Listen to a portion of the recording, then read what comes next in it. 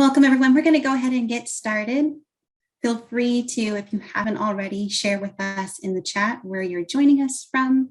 Welcome, everyone, to our webinar this evening, Seeing Students, the Power of Observation. I am going to be your moderator this evening. My name is Jane Kofi, and I am joining you from my home in Virginia. And I have been an educator for over 20 years. I am currently full-time at the Center for Responsive Schools. I work in the programs department supporting teachers and the curriculum and content that comes out. I am joined this evening by an incredible panel of educators who from all over who have had the opportunity to work with students in many different capacities. And so they'll get a chance to introduce themselves in just a little bit. But before I have our incredible panel introduce themselves, I want to introduce Dr. Joe Tilley, who's going to be kind of working behind the scenes, and he's going to explain what our webinar format is going to be like. So I'm going to turn that over to Joe. Thank you so much, Jane. So I'm Joe Tilley. Like Jane, I'm a curriculum and instructional designer full-time for the Center for Responsive Schools, which is also Responsive Classroom. Before I started full-time with the center, I was a classroom teacher, special education, did everything from kindergarten to 8th grade, inclusion, pull-out, self-contained, then moved into a district level position, which was first as a district level special education coach. And then for a little bit of time, I served as the director of special education for the district. I'm coming to you tonight from Nashville, Tennessee, where we're getting some of the most pleasant weather that we've had in quite some time. So I'm very happy with that. But as Jane said, you know, Jane is my colleague, and I'm so blessed to learn from her, but I'm also excited to learn from these four incredible educators tonight and their experiences and how to best see students.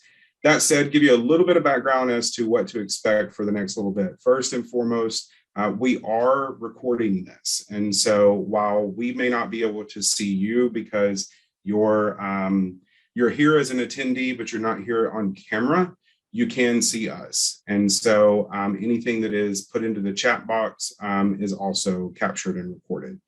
Speaking of, you are welcome to use the chat box throughout the night as is appropriate. And if you have a question, if you look in your toolbar, you'll find that there is a Q&A button that you can press, and it'll pull up the question section. What that's going to do is it's going to send the question to me first. And if it's something that I can answer, I'll give you the quick answer. And if it's not, then I will let the panelists know what the question is so that they can appropriately answer that. With that said, I can tell you I'm excited tonight to be with you and to learn from everybody. And with that said, I will, from a house cleaning perspective, I will be muted as well as I'll turn my camera off, but I will still be here. And with that said, I'll kick it back over to the amazing Jane. Thanks, Joe. And thanks for sharing that. I know like the webinar format is a little bit different for some people because they wonder why they can't see one another and why they can't hear one another. But really the focus is to be able to allow for everyone attending to be able to just gather and learn so much from the panel. And so with that said, I want to introduce our incredible panel. I want to start with Leah. So Leah, if you'll start us off and share and introduce yourself. Good evening. I'm Leah Carson. I'm coming to you tonight from my home in New Jersey, where we are not really having fall weather. Joe, it was 81 degrees today, but it is pitch black dark at 7 o'clock. So I guess it is fall here. I am a public school teacher. I've been teaching public school for over 20 years. I've been a classroom teacher and a special education teacher. And today, my role is as an instructional support teacher. And what that means for most of you is what your school district probably calls a basic skills teacher or an interventionist or a reading specialist. Any of those things apply. So my role is really to support students who need extra support in some kind of academic capacity. And I primarily work with kids in K-2 right now. But that also means that I'm very fortunate to work with the amazing classroom teachers who support those students throughout the day and connect with the families of the kids with whom I work. So that's kind of me in a nutshell. Thank you, Leah. And Bridget, if you'll introduce yourself for us. Hi, everyone. I am Bridget Kelly. I'm coming to you from Indiana. We are experiencing fall/winter weather. It's raining, it's really cold, so I'm not looking forward to the night and the upcoming weekend. But right now, I'm the director of special education. I'm in my school in Gary and Steel City Academy. In our charter school world, I'm also the assistant principal. You know, we wear multiple hats. My role consists of me supporting teachers across our K-12 school with special education, which includes pullouts, the inclusion, resource room settings, are self-contained, as well as, because the teacher shortage, we all know, I'm also right now the current first grade teacher for the first time. So I am working with my littles in that capacity as well. And I think now my role is seeing it from the teacher perspective, seeing students, and also from the admin perspective, and just supporting the educators in our building, as well as the families with the things that we need to support our students this year. So I look forward to tonight's webinar. Thanks, Bridget. And Amy, you'll introduce yourself. Good evening, everyone. I'm Amy Wade, and I'm coming to you from my home in Rochester, New York. I always like to say Rochester is in Western New York. When I say New York, people oftentimes think the city, and I like to say there's a whole other part of our state in Western New York. I'm almost as far west as Buffalo. And I work for Canandaigua City Schools, which is on beautiful Canandaigua Lake in the Finger Lakes region. And I'm a school counselor, and I've worked with kids from pre-K all the way up through 5th grade, but my assignment, as it's been for several years now, is with our littlest learners. I have pre-K, K and 1, and sometimes 2nd. And I love being a school counselor. I love getting to help kids off the runway into their first school experiences for kids and families. Many times I love doing individual counseling and some family work. And I love just helping teachers figure out and unlock the puzzle that kids sometimes are, and being a part of that team. So I'm really excited to be here and share some things with you on that. And then I work for Center for Responsive Schools, doing responsive classroom trainings in the summer and sometimes during the school year. And I've done charter, parochial, private, urban, rural, suburban, you name it, any kind of school all across the country and into Canada over the last 20 years. So that's my other love. But my first love is my job as a school counselor. And I've been in my same school, in my same counseling playroom for almost 30 years. So I just love what I do, and I'm happy to be here. Thank you, Amy. Corey, if you'll introduce yourself. Hi, my name is Corey Wade. I am currently, I guess we're saying it where we are physically right now. So I guess I'm at my home in Minnesota, and we do have fall weather, believe it or not. So I have been teaching for 17 years, and I have taught 1st, 2nd, 3rd grade out in Bloomington, Minnesota. So when you think of Mall of America, I live and teach in that same city. I currently, when the pandemic hit, I took a risk and went to become a dean of students in a high school here in Bloomington. So it's, my priorities are student support, behavior, and attendance. And like Amy, I've been working with Responsive Classroom for many, many summers. And again, all of that and more, traveling all over the world, showing the coolness of Responsive Classroom. Thank you, Corey. Thanks a lot. So we have an incredible panel and a lot that we want to ask them this evening in terms of their role, and especially as we think about this particular school year. So the past couple of years have been unique, not what anybody could have foreseen, as opposed to what we did with students maybe 4 years ago or 10 years ago. And so even though this year may have some aspects of it that are more normal, we'll say that, there are still parts of it that are very different and very unique for this year. So in thinking about this particular school year, how has student observation been key in your role in working with students this particular school year? And Amy, I want to start with you. Sure. So last spring and all through the summer, I kept getting asked, what do you think this upcoming school year is going to be like? And we have in our primary end grades, kids that haven't been in formal school ever, some kids that are 3 or 4 or 5 years old coming to school that maybe haven't been out of their house or away from caregivers, in their little lifespan. And so people were like, what is school going to be like? How is this going to go? And I just kept saying, we're going to have to wait and see. We just are going to have to wait and see how they come in and what they need and what their strengths are and what supports we might have to put in place. I just kept saying, we just are going to have to wait and see. And that seeing is really the observation. And so this year has been just seeing and observing what kids are like in this, not even post-pandemic, but kind of quasi-pandemic, I guess, state that we're in. And so I've been doing a lot of that.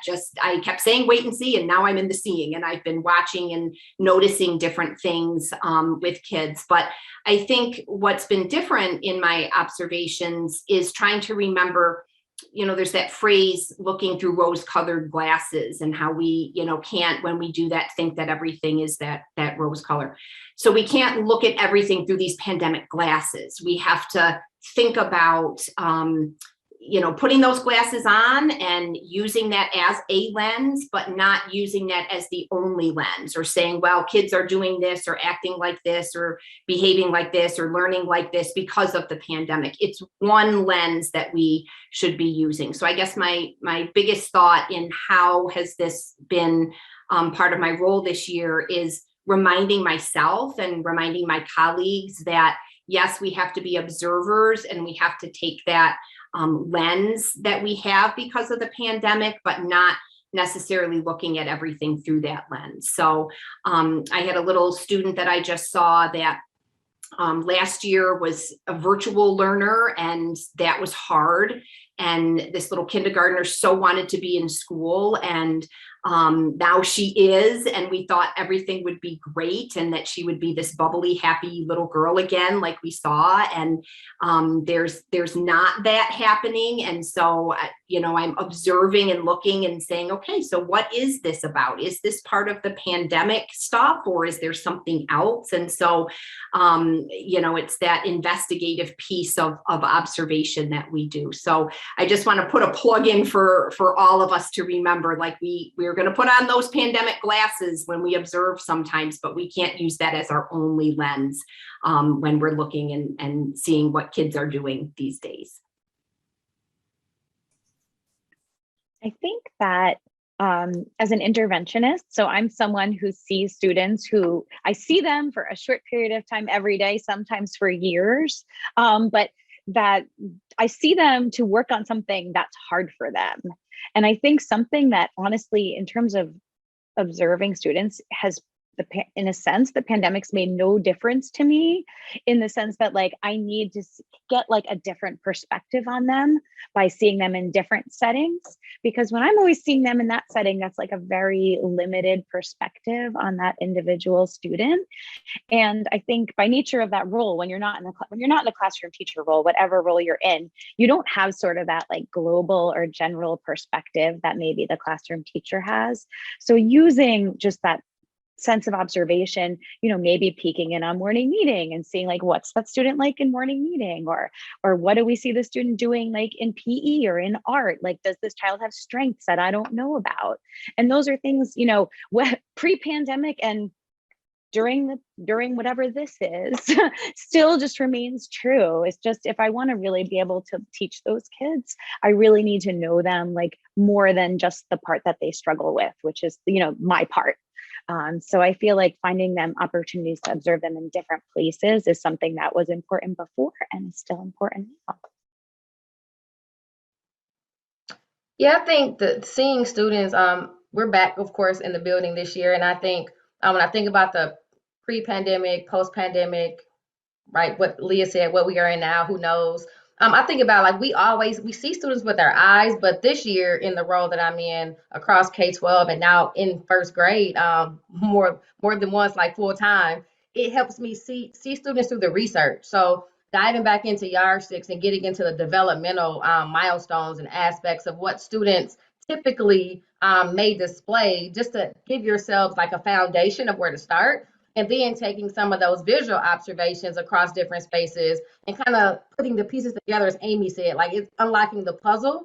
So for me, it's like twofold. So I'm seeing the students with my eyes, but I encourage my staff, like, hey, get in the yardsticks. Look at the developmental milestones of your 5, 6, and maybe your lower 4s or your upper 4s. If you're a middle school teacher, like learn about 13, 14, 15 if you're a 6th or 7th grade teacher, because we're teaching them about those maxims and kids entering and exiting these stages very erratically, especially now because of the lack of stability over the last year or so. That's like my observation, seeing it and not getting caught into what I see with my eyes, but how do I match that with literature? How do I match that with teacher observations and patterns and trends across that student throughout the day? I think is really important for my staff and myself as a teacher and admin in the role that I play with the multiple hats in school every single day. So my role, I think specifically, is like really supporting the teachers and widening their spectrum of what observation really means. It's not just with your eyes, it's with the books, it's with all the other tools that help put the pieces of the puzzle together. That part, like that part. And I mean, with my colleagues, I'm just so proud to hear them really think about development and about these students. And it just reminds me of that guiding principle number 5 of what we know about our students individually, culturally, developmentally informs our expectations, reactions, and our attitudes about these students. And again, what Bridget said about just through our eyes, and what the year is not, like Amy said, the year is we're still finding out, but we're not only in it. And if you've been some of the webinars that I've been in before, but it's not just a global pandemic, it's a racial pandemic as well. And going through and observing what our students, our Black and brown students are going through, what are coming from Minneapolis, it's a big thing right now. And just really with our heart, looking at the humanity of our students and coming back from a pandemic that's, I want to say, trauma induced for a lot of our families and students, that we need to know where they are going, where they're coming from. And if we're teaching the same way that we were teaching before the pandemic, we've missed the mark. So I'm looking at the whole picture of race, identity, development. What are they bringing up in the classroom that's helping us lead our teachers to make changes to break the systemic problems that we've had before the pandemic? So at our school, we're really looking at that equity and humanity. We're observing the equity and humanity. Right now, cell phones are a huge thing. When are they going to put cell phones away? Well, they've been in this habit of having cell phones at their side for a whole year and a half. Now, how are we going to observe this and now bring Kahoot to the classroom with their cell phones, or letting them do stuff with their cell phones that's going to help them, one, teach them new habits, and also how are we going to observe these habits to make it go with pedagogy? So we're always thinking about equity and humanity and thinking about how we're going to observe our students through the lens of that. Yeah, absolutely. Thanks for sharing that. And I see, Hillary, what you posted in the chat box. And absolutely, when we think about where our students are that we have right now, and when was the last time that things were, quote, normal, unquote, and just what that was like for students before. And as I think about that, and I even think about my child as she's going into a transitional year, being in middle school, and how that's very different than being in elementary school, and how it can sometimes be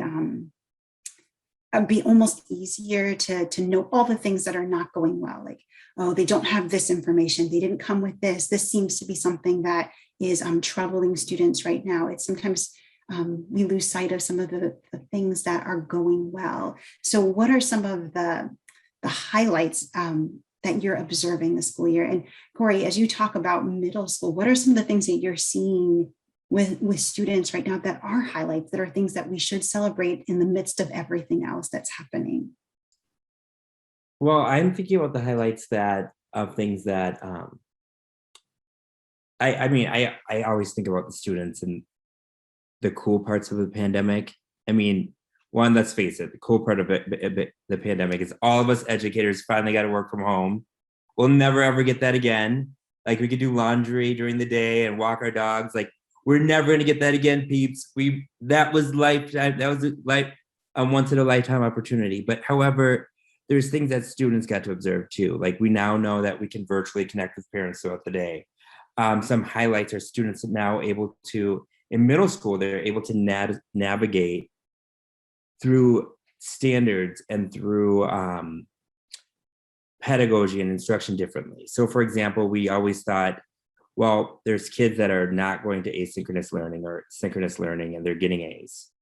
And teachers were all up in arms, like, wait, they're getting good grades, but they're not attending class. Well, that means our pedagogy is pretty strong then, right? Because if we're doing our asynchronous learning the right way that should be done, it's that whole arts and science of teaching or knowing what the brain needs to connect with the content. So thinking about those highlights and now how they're coming back when we're face to face. Now teachers are actually thinking differently. Students are navigating differently. I do agree there's a lot of things that we're learning and growing, but the highlights are really to interact with parents differently. Like today I had a meeting with a parent, she's like, can I just jump on a Google Meet? Or an IEP meeting now, it's just like, let's do a Google Meet or a Zoom meeting where it's more equitable. It's more equitable for parents that are working during the day. All of us teacher parents are like, now I can connect with my teachers. So those are some highlights that I see when I'm observing. Also, I'm observing students thinking outside the box because now not only did they have to during a pandemic, but we're seeing students with self-advocacy that's saying, hey, like they're emailing teachers now saying, hey, I need help with this, or because they actually had to do that during the pandemic. So I'm seeing it, I'm observing it, I'm watching it, we're taking notes, and we're going back to our building leadership team, and we're saying, let's keep on going with the good things that happened. And just to kind of piggyback in a little bit of a different direction, is just appreciating. I'm so appreciative now of the noise of school. My school is huge. So we have 1,800 kids pre-K through 5 in one complex. So you can only imagine, the busyness of arrival and dismissal and moving in the hallways. I often say a neighborhood school is like a train station in a little tiny town that has one platform and one, sales window. And my school is like Grand Central Station. It is like just a hub of energy. And last year it was so quiet, almost in an eerie way. We only had less than half of the kids in the building, about 800 kids maybe. The hallways were quiet, the lines were quiet. And at first it was like, oh, this is wonderful. This is so peaceful. But to see the kids back, the highlight for me is just the noise of school and seeing these little faces walking together side by side and saying hi to each other or goodbye to each other or saying, hey, I know you, you're on my bus, and just the connections that kids are making. And so I think about the socialization that kids have missed and then the socialization that kids were missing. And I had so many kids last year that were just sad. That's the only way I can describe it. They were just sad and lonely because school felt lonely. They had to be alone at a table, working independently on a device. It just was what it had to be for safety, and we get that. But they were lonely. And so to see them now, like the highlight for me is to just see them connecting with each other again, learning how to make those connections. Yes, there's gaps that we've got to fill, but just the noise of school and being able to have that is just, for me, has just been such a beautiful highlight. And so it's like something so simple, like Corey, you were just saying so many powerful educational things. And I just love that. And I just feel like my answer is just so simple, but just to celebrate and appreciate the things that we maybe wouldn't have appreciated before because they were just so things we took for granted, that kids can talk to each other and feel positive and energized from the connections. And so just remembering that sense of belonging and significance and how important that is for students and fun, and to have those opportunities again has just been such a highlight for me. think maybe because Amy and I work with similar age groups of kids, or maybe it's all age groups of kids, I don't know. But that's something I was thinking about, is just how teachers were so worried and concerned about coming back to school. Like, where do you put the name tags? How far apart do we need to be? How are we going to eat snack? Can we even have a morning meeting? Like, there was just so much anxiety about all the safety protocols. Can they keep the masks on? And then the building just filled with kids, and there's just so much just joy in the classrooms.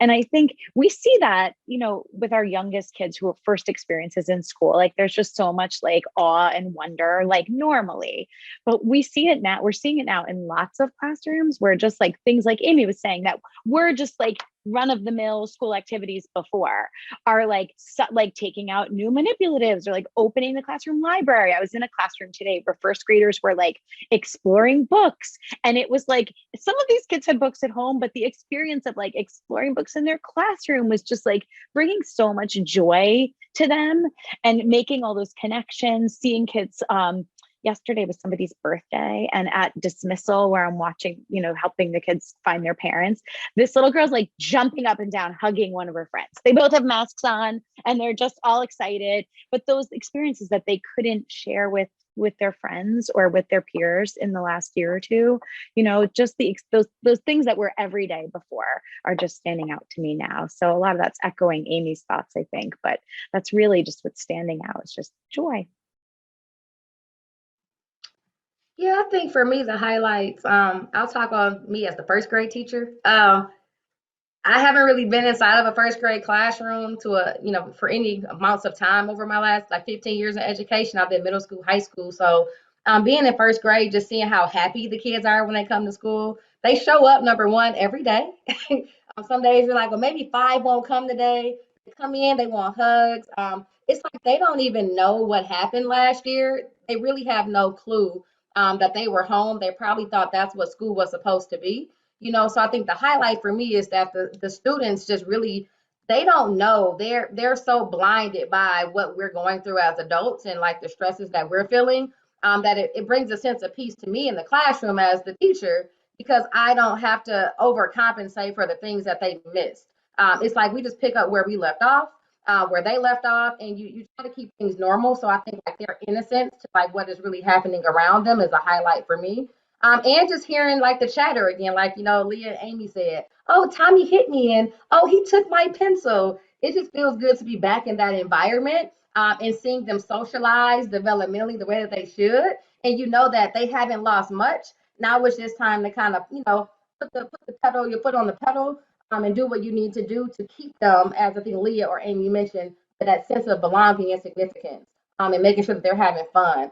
That's the highlight. As long as they're smiling, I believe every day that they leave and go home, no matter what they mastered in content or not, the day was a success. When they go home and they're smiling and they come back the next day, or their parents call you like, Johnny left her book bag. Did they have any homework? That you're winning when you have partnership and you have the smiles, and parents aren't complaining and nagging at you every day. So those are my highlights as the teacher. And as I think as the administrator, I don't get a lot of complaints from parents. I mean, the things I'm seeing with kids, it's typical kids. And I think that's a highlight, that kids are still kids. And a lot of them, we know that there are things that we still need to unpack that happened during that pandemic while they were outside of our eyes. But they're still adjusting back to what school is supposed to be. It's a place for them to gather, learn, and most importantly for kids to socialize. And I think that is coming to life every single day. So that's the highlight, to see the bells ringing and the kids moving like nothing has happened. Thanks for sharing that, Bridget. And as you were saying that, I was thinking, because you're wearing multiple hats, not only in the classroom, but also as an administrator. So thinking about your roles, I should say, all your roles, and what you're seeing with students, how are you using what you see happening with students to guide your work with families or your work with staff? How does that help? Yeah, I think it helps a lot to see it from the classroom perspective. When I'm supporting teachers in the admin capacity, I actually am in the trenches in that grade level. Sometimes it's very hard to provide and offer support to teachers if you haven't experienced it. So being able to experience it now, I have a little bit more leverage, and I have just more personal experience to now connect the dots with all of the strategies from responsive classroom and other areas where we utilize to help support teachers. As far as families, it just increases the bond of the partnership. I think what I like to let my staff know is that we're only going to be successful if the parents are actively engaged and involved. So like the same responsive classroom practices of significance and belonging that we encourage teachers to provide for students, I encourage them to provide that to their parents as well, because they are craving right now to know what's going on. They want to come in our building. They want to sit in the classroom. They're texting me now about progress reports for football for their kids. They want to be a part of this community. And I think the headline for me and my role is helping them realize the student is not successful if the team is not cohesive, and that team has the parents at the forefront of that table. And that's for all kids. So I think it's like the same approach with my IEP meetings. Like the parents really own that process. We're there to help facilitate and support, and the parents own the process of their students as well. And I want our staff to know that that's important, and we want to bridge that communication with our parents so that they feel the same sense of belonging and significance that our kids are feeling every single day, so that the whole team is just stronger, and together, of course, we do better. So that's what I think my role is helping to do and bringing those two partnerships to life. Yeah, and top of that, Bridget, I completely agree. It just reminds me of that. I keep on going back to the principles in my head about like partnering with their families, knowing them and their contributions, and also how we work together as adult learners. And through our observations this year, it's just been crazy to think there's a lot of strategies. My principal team, since I'm the dean, they're very big on who, what do you see? Elaborate more, because teachers are right now saying they're all late to school. That's just a big who. In 9th grade, first hour, is it 8th grade? Who is late to school? I think in what was it? The old responding to misbehavior, we used to say a well-defined problem has an easier solution. So the observations of like who, what do you notice? Like those are the observations that we're looking for, because we want that well-defined problem. That will help staff out a lot, parents out a lot. So we're always looking to find out that well-defined problem. Also, when we're observing our students, with parents, celebrating the small things. These students, like somebody said, was it Hillary that said, keeping in mind, I saw that same Facebook post up there too, Hillary, and keeping in mind these students have not been in school for so long. So, hey, going without a day without a kid maybe having to take a walkabout with the principal might be a huge success, you know what I mean? Or having a day with having to do 4 interactive modelings versus 10 on that same marker might be a success. So we got to celebrate those small steps, and really keep a lookout and observe those small successes that we have, because right now, all of us, all teachers and anybody in education has had our canvas ripped away. And a couple of years ago, it was just overnight too. And it was so hard for us, and we're all longing to go back to that canvas. And just like artists, we take our art and work so seriously. And it's so hard because right now, all of us teachers and all of us educators want to get back to that canvas. So everything is hard. So having that growth mindset of saying, let's look for the small success and acknowledge them. I just tell teachers all the time, observe it. The kids in class, the kids there, the kids smiling. Like Amy said, there's noise. Like these are the things that we need to start observing and living by. And then again, once parents know that we're looking at that whole child, it's just going to make it better. Like, so when parents are like, hey, kids tattling, the kids doing this, they're pushing. Well, they've missed a year and a half of that social interaction that we have to go back to. So developmentally, we have to think about where they are. So there's my answer to that question. Sorry, it's a little long-winded, but I wanted to piggyback off of what Bridget was saying. And Corey, I love that analogy of the canvas, because I do feel like I'm painting a different picture this year. As a counselor, like we're trained to observe. We do so much work in learning to observe, and we use it to assess. We use it to be intentional about our response to a student or a situation. We observe so that we can flex what we're going to do here and how we're going to do that. And so observation is just such a huge part of what we do. But if I can make a parallel to interactive modeling, I used to say when somebody asked, what do you model? I'd be like, oh, I model everything. And then I realized, yeah, no, I really don't. I do some telling and I might do a little showing, but I'm really not interactively modeling, and certainly not everything. And I think the same is true for observation. Like I might pose pre-pandemic have said, oh, I observe everything. Of course I do. As a counselor, we observe. And now I'm looking at observing in a different way. I'm observing in a more intentional way. I'm observing and being mindful of the lenses and glasses that I'm using as I'm observing.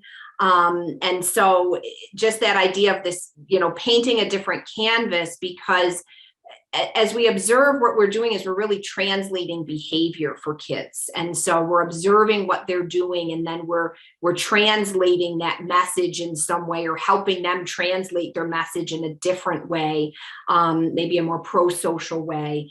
And so observing helps us to do that. And then we can use those observations and those translations. I use those with the teacher to say, I think what the child's trying to say here in this incident is this, or this behavior is this. Or I say to a parent, like I've gotten a lot of calls just this week about little 4 and 5-year-olds hitting their parents. And the parents are like, I don't know what to do. They keep hitting me and kicking me and screaming and And so it's like, okay, let's try to translate what is this behavior, happening here. And so that we can then, once we translate it, then we can do something with it, but we can't translate it until we observe it. And so just this idea of really being more intentional in my observations and not making assumptions like I'm this grand observer, and really kind of backing up the train and being thoughtful about what I'm observing and how I can help use that information to help teachers and families. So yeah, I do feel like we're painting a little bit of a different canvas, Corey, this year. And hopefully, as you said, for the future, like let's take what we've learned and what's working and what's good about what's come from this really hard place, and keep going with it. And so hopefully our paintings will, of our work as educators will just continue to be growing and changing as they should. So much of what all of you shared just resonating with me as I'm thinking about that we are looking to find positives in the situation that we're in right now, but there are a lot of struggles as we've come back to school. And I think we are maybe seeing things that we haven't seen before, or haven't seen before in this way. And I think the idea of like observing like without making assumptions is so important to me. And it's something I'm trying to help the teachers do as well, is if you can't step back and be a neutral observer and really describe what's happening, like Corey was saying, that like it's a perfect place to have a trusted colleague help you do that, because sometimes we are emotionally pulled into a situation and it is hard to like not make assumptions about what we think might be going on. So pausing to like gather that information. And I think also just connecting that back to connecting with our families, when we're able to really neutrally describe what we're seeing to a family member or caregiver, that person can help us do that translation, like Amy was saying, that they have information we don't have. And that especially right now when we maybe haven't seen kids in a school setting for a while. So I think having that really like well-informed and kind of neutrally worded observation can really help us, be in a position where we then can think about with colleagues, with parents, what this behavior might mean. And then what do we do now? Those next steps. Yeah, you touched on something I think Joe is going to bring up just now. Yeah, so not to interrupt, but to interrupt, there was a question that was posted in the question and answer, and I think it's one that deserves kind of being thrown out there to the panelists. And so the question revolves around the students in which are coming back and there's not joy. That we're seeing things such as anxiety and disrespect and anger, even down to a kindergarten level. So really across settings, across grade levels, and those types of things. And it's not just that those students are coming in with those issues, it's then causing ripple effects within the classroom, where the students who come in and don't feel that way are being negatively impacted, and it's starting to affect their mood and their feelings. And so the question that I'll pose to the panelists is thoughts around how to possibly address this, or maybe just some ideas around how to combat it.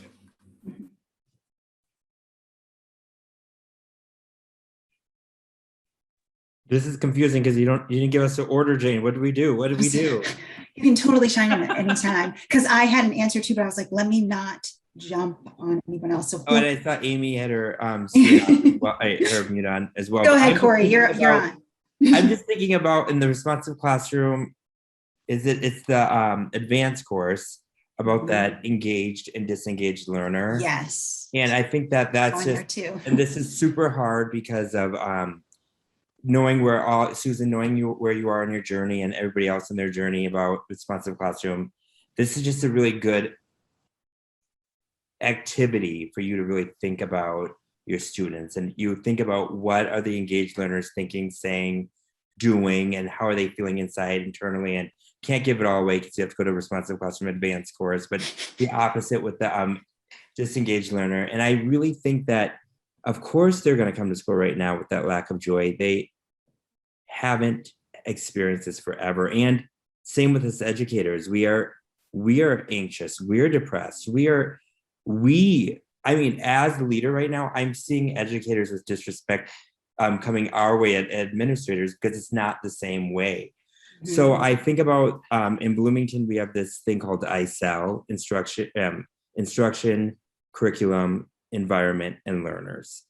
And it's so easy for us always to go to the learner first, and it should be in that order. It's so easy for us to say, Amy, I'm gonna use your name for an example, but this is not you, but Amy's not learning, Amy's misbehaving, Amy's being disrespectful, she has anxiety. It's so easy for us to go right to the Amy, but that's not what education is really about. We should look at our instructions, especially after a pandemic. What holes do they have in our instruction? Are we using engaged learning? Are they up and moving? Are they talking? Are they being challenged? Just like the engaged learning, having engaged learning in the classroom. Then we have to think, yeah, that's taking place, but then what about the curriculum or the standards? Mm-hmm. Kids would rather be known as naughty than stupid. Mm-hmm. So when there's holes in content, they're going to misbehave because they're saying something to us. After we say, no, but my pedagogy is there, instruction's there, then let's look at our environment. Do they have a place for morning meeting? Do they have store-bought stuff up, or is it student-made stuff up? Do they have space for them to interact with their peers? If we're saying yes, yes, yes, then let's look at the learner. But before we start saying, how can we fix this problem of them hating school and being disrespectful and having anxiety, we really do need to look at the components of instruction, standards and curriculum, and environment before we go right to the student, because right now, a lot of us are living with anxiety and anger and disrespect.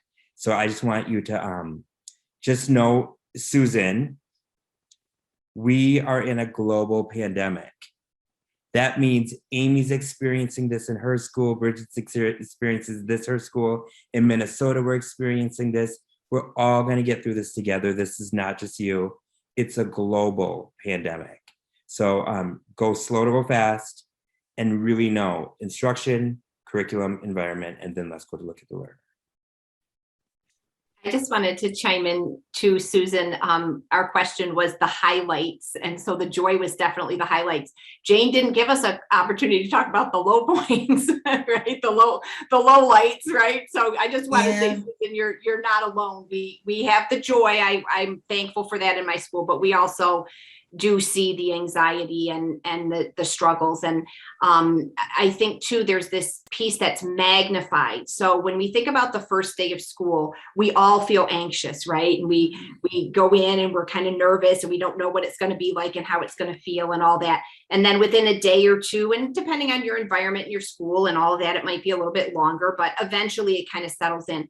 And I just feel like that time right now is magnified, that the stress level and the anxiety that kids feel and that disconnect, and they're not sure and they don't have their footing yet. And I talk a lot in the beginning about school adjustment and what that looks like and why kids struggle with school adjustment, and some, more so than others. So that school adjustment period right now is now magnified. And so there's just going to be a longer period of settling in. So giving ourselves permission that it's going to take a little bit, more time, some longer than others. But then, as Corey said, we have tools and we have a lot of things that we can draw upon. And you gave so many great things, Corey, for people to hang their hats on to do that. And we just have to also give ourselves permission that time of adjustment right now is just going to be longer, because kids don't have, and I'm going to talk when we get into some of our other questions about the lack of stamina that kids have right now for this kind of learning environment. So we thank you for that question, Susan, because I think a lot of people were probably feeling that same thing. So thank you for bringing that Amy, to us. I was just thinking, it's not like we have a book called First 6 Weeks of School during a pandemic. Right? That'd be so great. Ended Like, first 6 weeks of school. It would go on for like the year. And I agree with you. And Amy, I really like that you're positive, like that growth mindset of yours. And this is a big aha for me. It's, Susan, we're still in October.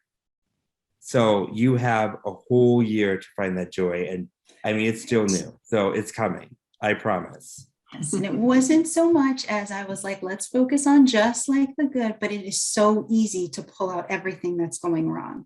And as we talk about the children who are struggling, that is my child.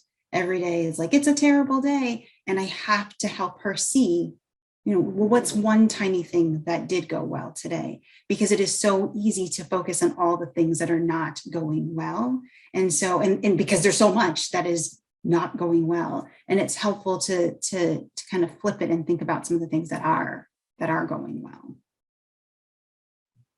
I'll just say, thank you, Corey. Susan, you are not alone. I am a first grade teacher for the first time. So when I walk in that classroom, I am anxious. I have those little ones looking at me for direction, and some of them are angry. Some of them are throwing things sometimes. They're spilling their milk, and then I get more anxious. But I will say we're lifelong learners. And as a learner, even on this panel, I took those notes out of instruction, curriculum standards, environment, and learner. And I'm like, they don't have any student work on the wall. Like thinking about the things that I need to, go back into my environment to see, well, will that help these struggling students? Could that be something if I have them make something for themselves and they put it on their spot on the wall or their spot on their table? Will that bring out the joy in them versus every day like they do struggle? I have a couple of struggling students that every day is the same students. So I think like give yourself, like they said, some grace and patience. Is just October, the same way I have to give myself some grace as a first grade teacher, though I may be an assistant principal. When I walk in that classroom, I'm not an assistant principal anymore. I'm a first grade teacher. And they're looking to me, and parents are looking to me to, have the answers. But give yourself the grace, but always continue to learn and try different things. Like they said, it's October. Try different things. I'm going to go back and try putting stuff on the environment walls with these kids that are struggling to see if I can get them to stabilize. So give yourself the grace, take the tools, try these tools in your classrooms, talk to your colleagues, but don't panic, right? They said, don't panic. It's October. The whole world is feeling the same things you're feeling. And these webinars, I hope bring that to you, that you see you're connected with people that are going through the same thing. So give yourself some grace. You're doing an awesome job, and you'll figure it out. I think this conversation, just thinking about kindergartners especially, really just made me, I guess, put on my reading specialist hat for a minute and just think about the literacy aspect also. Is I'm wondering if a lack of language and an inability to like express some of what they're feeling is also some of what we're getting, we're getting more of like behavioral acting out rather than they don't have the words, maybe the way we would think of like a 3-year-old maybe wouldn't have the words to express like, I'm angry about this, or I'm frustrated, or, kids are like you're saying, are going straight to like, I hate school. Well, that's what they've got to communicate with us maybe right now. So, and that's a piece too, where they've missed all those opportunities to develop those language skills over the last year or two. So there's as they have more opportunity to hear their peers and hear you as models and learn those more appropriate expressions, I also wonder if you'll have different kinds of responses from them. Thank you for that. And just as you were sharing, it made me think about so much of what you're sharing is supporting so many people here this evening. And so as we start to bring our evening to a close, giving you the opportunity to share with everyone just one thing that you feel like is the most important thing for educators to keep in mind or to really focus on as we go throughout the year. Like it was said, it's only October. So what's something that educators should really just keep in mind as we go throughout this year? Yeah, so I mentioned before that word stamina, and I just feel like that's something that we have to remember that kids don't have, I shouldn't say all or don't, but the stamina issue is prevalent. And many kids are struggling because they don't have the stamina for all day, everyday school. And I think we sometimes forget that, and we jump right back into, oh, I'm teaching the same way I did 5 years ago. I'm hitting the ground running. Jane, my high schooler is kind of similar to what you're saying with your middle schooler. It's like, I want to say to the high school teachers, she hasn't really had a regular school year since sixth grade. So exactly. You got to kind of think of like a just out of elementary school kind of zone here. And now plunk, you're now in ninth grade expected to do all of these ninth grade things when you have had a disjointed middle school experience. And so just reminding ourselves that the stamina will come. It's just going to take a little bit longer, and we have to be empathetic to the kids and families. I think our own stamina as educators, we had a little stint of time where life was on pause, and that felt really good in a lot of ways. And it was like, you're not running every night of the week and going here, there, and everywhere. So the stamina for families getting back into kind of the things that maybe we were accustomed to. So just reminding ourselves that it takes time to build stamina. And to build stamina, you go slow and you build bit by bit and step by step. You don't go too hard and fast, because then it actually sets you back instead of moving forward slow and steady. So if you're jotting any notes down here or just making a mental note, I've kind of put on a Post-it note that reminder about stamina for myself. Why am I so tired and haggard at the end of the day? I'm still rebuilding my stamina. So are kids, and so are families. I think stamina is something we teachers who work with younger students often, thought about in the past, because we never expected them to come to school with any of that. But now we're seeing like that lack of stamina or a difference in the amount of stamina across the grade levels. That's such a great point for people to take away. I think I'm also going back to something, I think Amy said it earlier about the student who maybe was struggling in remote learning, and then we're expecting them to come back to in-person learning, and we're like, this is going to be great. And even maybe students who we knew, were well adjusted in in-person learning and then had trouble and now they're back.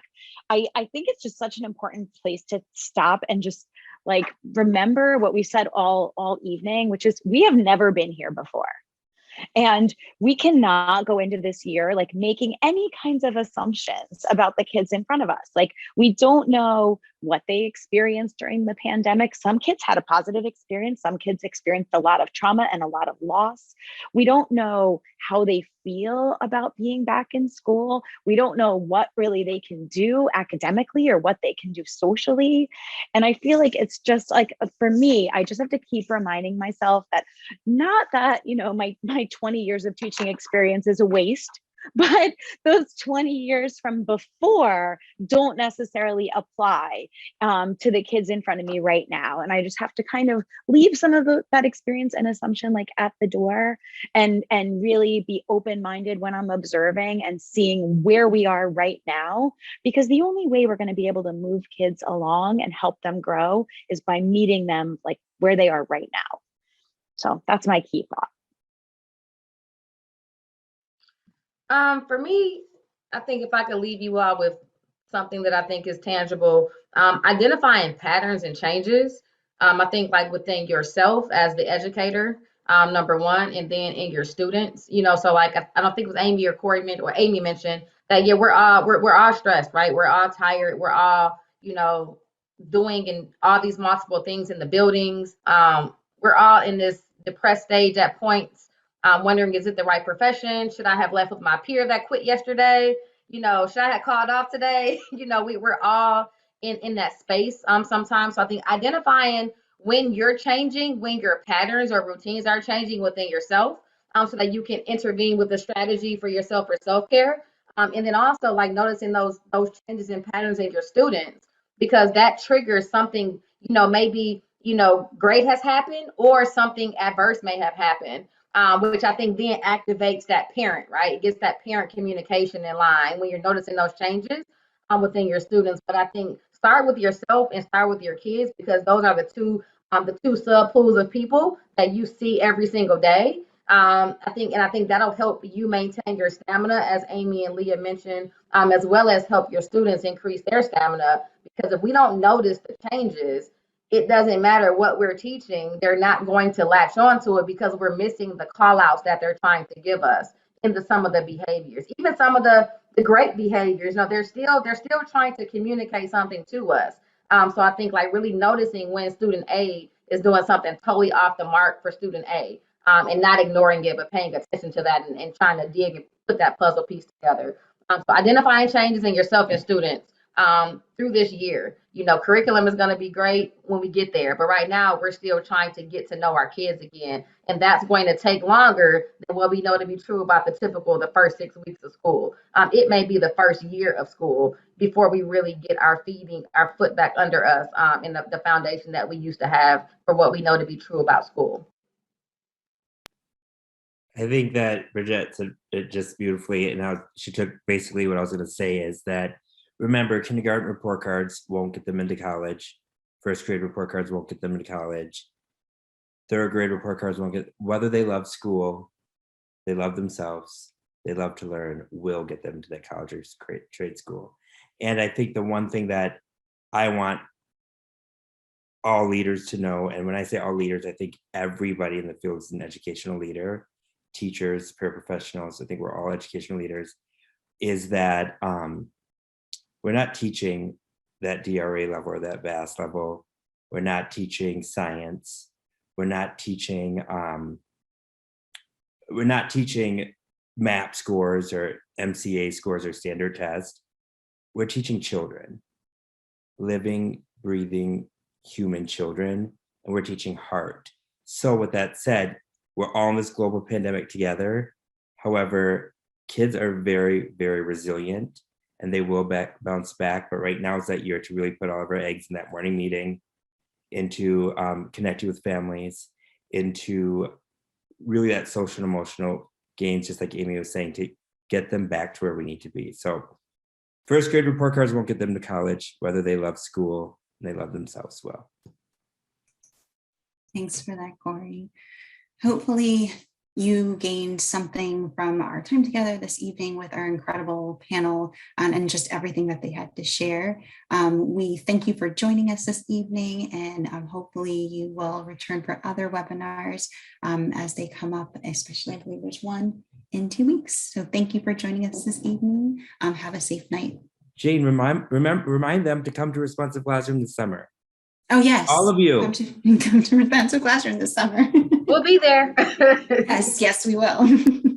Have a good evening, everyone.